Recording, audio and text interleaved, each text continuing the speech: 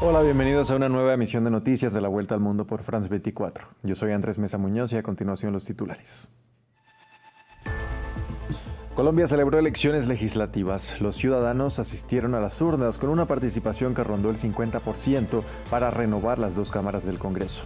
Con el oficialismo de izquierda reforzado en el Senado y la derecha tradicional fortalecida tanto en las cámaras como en el proceso interno de primarias.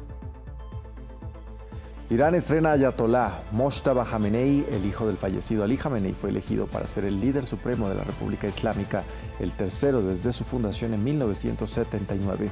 La Guardia Revolucionaria Islámica comunicó que desde este momento siguen las órdenes militares del nuevo líder del chiismo. Hoy se conmemora el Día Internacional de la Mujer y como es tradición, cientos de miles de mujeres salieron a las calles de varias ciudades del mundo. En Chile, las manifestantes reivindicaron sus derechos y algunas expresaron su preocupación por el ascenso de José Antonio Kast, de extrema derecha, que asumirá la presidencia la próxima semana.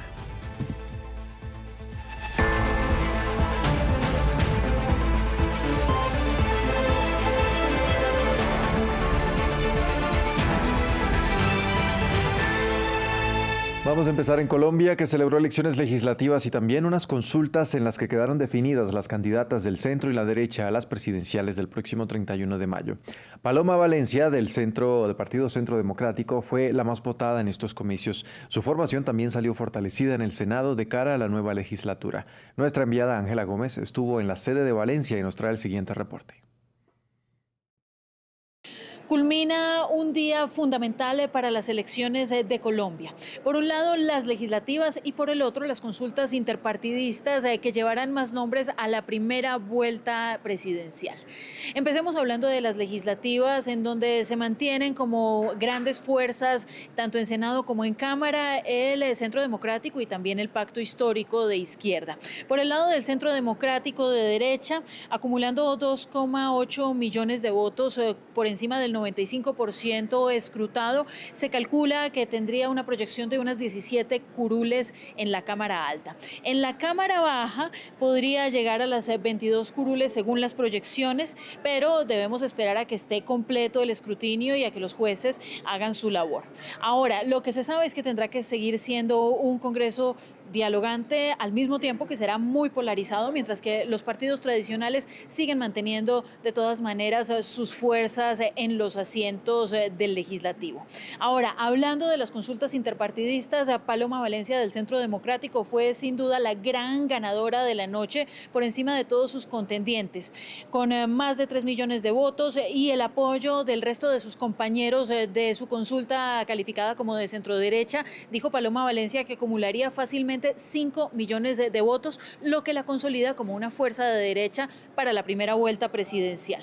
Ahora habrá que ver cómo se mueven los apoyos de aquí a finales de mayo con Abelardo de la Espriella, Claudia López y Roy Barreras, por mencionar algunos de los otros candidatos. De otro lado, el partido oficialista Pacto Histórico se convirtió en la fuerza más votada en el Senado y con un candidato ya definido espera ganar en primera vuelta en las presidenciales. Nuestra enviada Rosa Pérez Masdeu estuvo allí desde donde habló el senador y aspirante a presidente Iván Cepeda.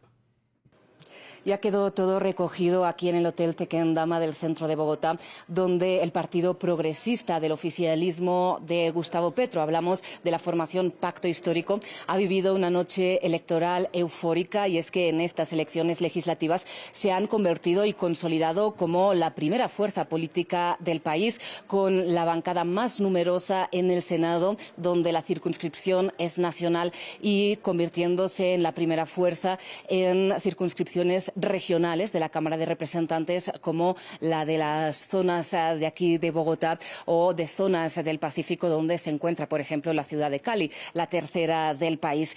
Y estos resultados, tanto los representantes de aquí del Pacto Histórico como las personas con las que hemos hablado a lo largo de esta jornada electoral, a la salida de sus puntos de votación los atribuyen a la agenda progresista social que ha impulsado el presidente Gustavo Petro y nos han expresado su voluntad de ampliar precisamente esta base en el legislativo para poder tirar adelante algunas reformas que en esta legislatura que se cierra han quedado bloqueadas en el Congreso por falta de mayorías y de consensos. Sin embargo, aquí la estrella de la noche, donde también han hablado las líderes de la lista al Senado o de la Cámara de Representantes por Bogotá. La estrella, como decíamos, ha sido el candidato presidencial Iván Cepeda, aquí ya lo llaman el heredero de Gustavo Petro, y ha sido recibido con coros por parte de los asistentes con las palabras en primera, en referencia a la intención declarada del propio partido de hacer que su candidato Iván Cepeda se convierta en presidente en la primera vuelta de las elecciones presidenciales del próximo 31 de mayo. De Colombia pasamos a Irán, que ya tiene un nuevo ayatolá. La Asamblea de Expertos escogió a Mojtaba Jamenei para suceder a su padre, el fallecido Ali Jamenei, y da continuidad a la línea dura en el cargo. La Guardia Revolucionaria dijo que está ya lista para seguir la dirección de su nuevo líder y, por su parte, el presidente Masoud Pezeshkian dijo lo que calificó como una elección valiosa que fortalecería la unidad nacional. Horas antes, el presidente de Estados Unidos, Donald Trump, aseguró que quien ocupara el cargo debía contar con su aprobación para mantenerse. De lo contrario, no duraría mucho, en sus palabras textuales.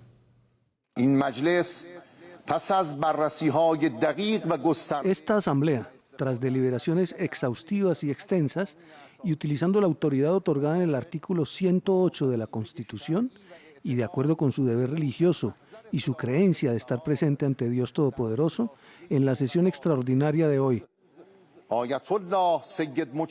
basada en el voto decisivo de los estimados miembros de la Asamblea de Expertos, nombra e introduce al ayatolá Seyed Mojtaba Hosseini Jamenei como tercer líder del sistema sagrado de la República Islámica de Irán.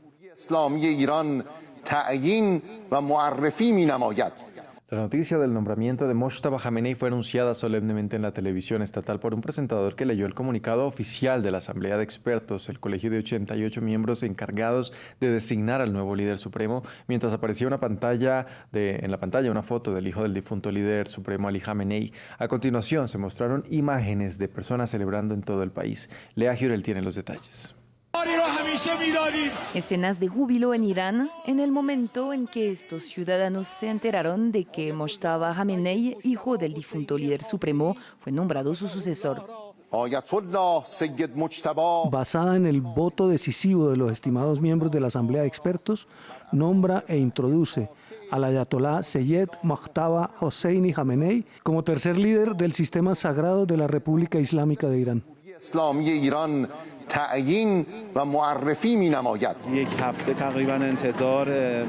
Después de toda una semana de espera y por supuesto del impacto que causó en la sociedad el fallecimiento del ayatolá Jamenei, estamos muy contentos de que ahora se haya elegido al líder. Ahora estamos seguros de que el camino continuará con su liderazgo. Fue una alegría profunda. Realmente no sabíamos si llorar la pérdida de nuestro líder o alegrarnos por la elección del nuevo líder. El señor Mojtaba se parece mucho a su padre. De todos los posibles candidatos, él era el más merecedor. Autoridades políticas, parlamentarias y militares de Irán respaldaron la elección hecha por la Asamblea de Expertos y defendieron la designación del líder supremo como una medida para garantizar la estabilidad del país en medio de la guerra. Sin embargo, no todos los iraníes estuvieron celebrando el nombramiento del nuevo ayatolá, como lo muestra este video grabado en Teherán, donde se puede escuchar a alguien gritar «muerte a Mojtaba Jamenei». Y según declaraciones previas por parte de Israel y Estados Unidos, el nuevo reino del líder supremo iraní ya está amenazado. Tel Aviv había anunciado el miércoles que el nuevo líder supremo sería un objetivo militar. En cuanto a Donald Trump, advirtió el domingo que el nuevo ayatolá no durará mucho sin su aprobación. El jueves, el presidente estadounidense ya había afirmado que no aceptaría que Mojtaba Jamenei tomara el relevo, calificándolo de peso pluma. Nos dirigimos ahora a los países del Golfo, donde Irán lanzó una nueva ola de ataques con misiles y drones contra esas naciones que albergan activos estadounidenses. Esta noche se escucharon explosiones en Doha, la capital catarí. Esto después de que el presidente Masoud Pezeshkian pidiera una disculpa inicial a los países vecinos este sábado. En tanto, hoy se confirmó la muerte de un 7º soldado estadounidense por las heridas causadas tras un ataque iraní el pasado 1 de marzo contra soldados del país norteamericano en Arabia Saudita. Veamos el informe.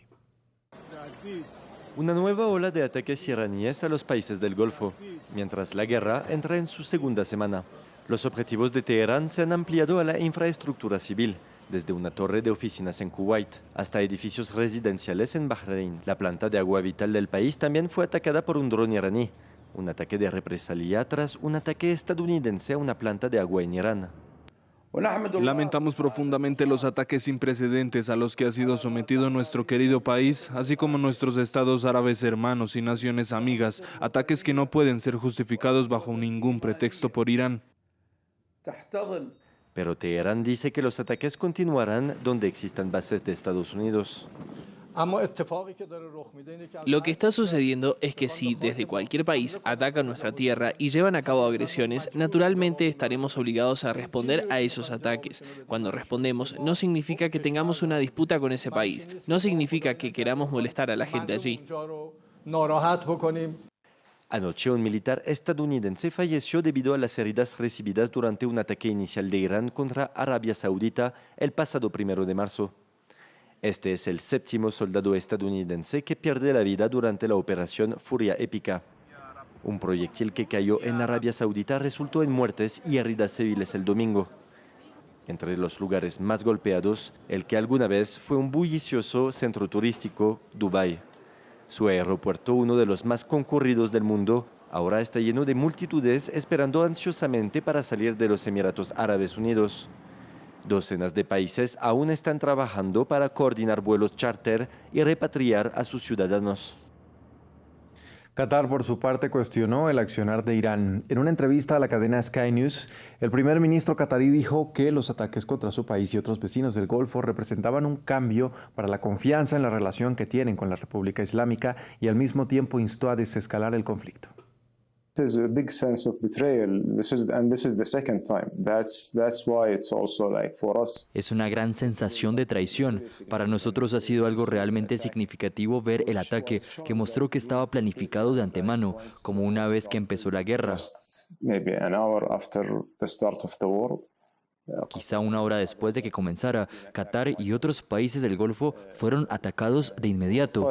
Before this war and repeatedly we've been saying and repeating that we are not going to take part of. Estábamos ayudando a Irán y a Estados Unidos a alcanzar soluciones diplomáticas, pero este error de cálculo de los iraníes para atacar los países del Golfo lo ha destruido todo.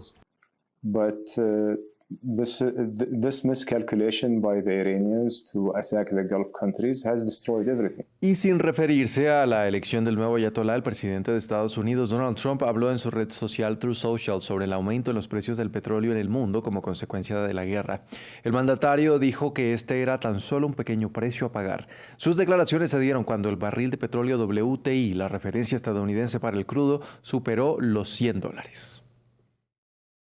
Los precios del petróleo a corto plazo, que caerán rápidamente cuando termine la destrucción de la amenaza nuclear iraní, son un precio muy bajo a pagar por la seguridad y la paz de Estados Unidos y el mundo. Solo los necios pensarían diferente. Con motivo del Día Internacional de la Mujer, este 8 de marzo, en Chile decenas de miles de mujeres salieron a las calles de Santiago para conmemorar los avances para los derechos del público femenino y expresar su preocupación por la toma de posesión el próximo miércoles del gobierno más conservador desde el retorno de la democracia en el país. Lea Jurel nos amplía. Un 8 de marzo con un tono diferente. Este domingo, una marea morada inundó las calles de la capital chilena para conmemorar el Día Internacional por los Derechos de las Mujeres, una manifestación que ha cobrado especial relevancia este año ante la próxima toma de posesión del líder de extrema derecha, José Antonio Kast. Precisamente a 3 días de que asuma Kast y con todo lo que está pasando a nivel internacional, la ofensiva yanqui contra pueblos de Latinoamérica, nos parece que este año no tiene que ser una marcha más, un hito más y luego volver a la casa, sino que tiene que ser la antesala de comenzar a organizar Kast, que asumirá la presidencia el miércoles, marcará el giro más pronunciado hacia la derecha desde el fin de la dictadura militar en el país. Opuesto al aborto legal y al matrimonio entre personas del mismo sexo, las manifestantes temen entonces los riesgos que suponen las convicciones ultracatólicas del futuro mandatario. Sí, me da mucho miedo este gobierno, y lo digo abiertamente, le temo al gobierno de Kast, pero no vamos a callar, vamos a seguir aquí con el gobierno derechista que sigue tapando violadores, que sigue tapando a genocidas. Vamos a estar aquí en las calles las veces que sea necesaria por los derechos de todos nosotros. Y este gobierno no nos va a silenciar. El presidente electo ya fue duramente criticado esta semana por organizaciones feministas y de defensa de los derechos humanos tras el anuncio de un gabinete que incluye a 2 exabogados del difunto dictador Augusto Pinochet, así como a una profesora evangélica opuesta al aborto como futura ministra de la Mujer y la Equidad de Género. Hasta aquí es informativo. Gracias por acompañarnos.